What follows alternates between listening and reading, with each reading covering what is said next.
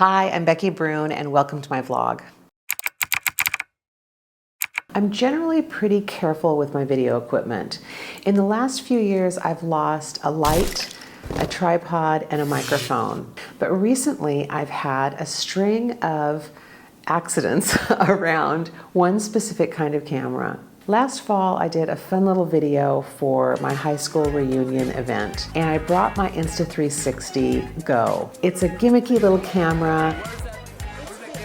People kind of like to interact with it. At the end of the evening, I turned the camera on myself and said, "Goodbye, camera."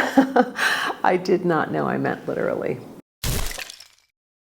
Luckily, I was able to get the footage off of it via Wi-Fi, but the camera was a loss. I had used it for work, actually. It takes some really nice secondary footage. So I went ahead and decided to replace it. They didn't make the exact same one. They had some other cameras, including something called an Insta360 X3.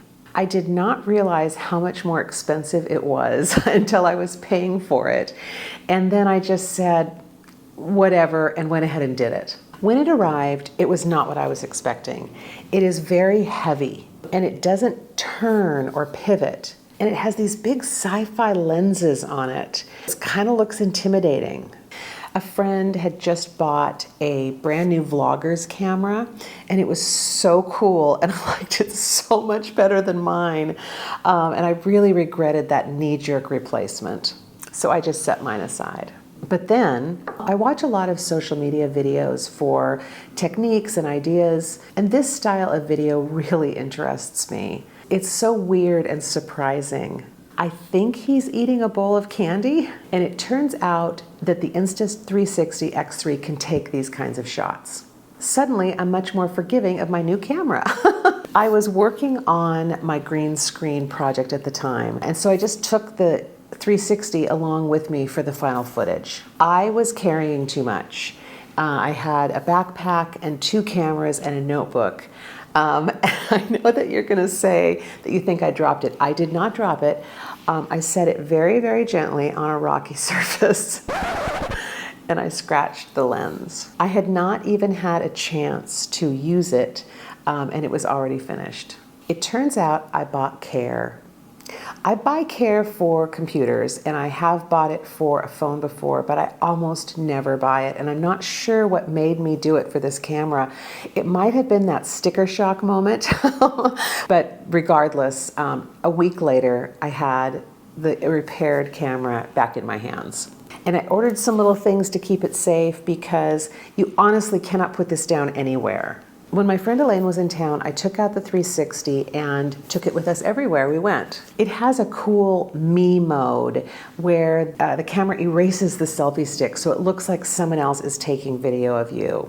But by far the coolest thing is this 360 mode. We were at the Seattle Center taking that pedestrian walkway over to the monorail. I was holding the camera on a stick over our heads. The footage looks kind of regular, but in the software, it gets transformed to 360, and it is very cool.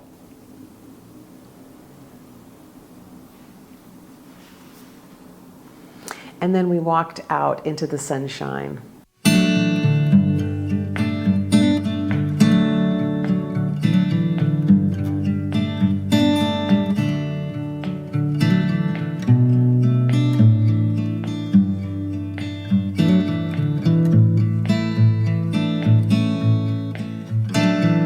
This experience made all of the expense and trouble of that camera feel worth it.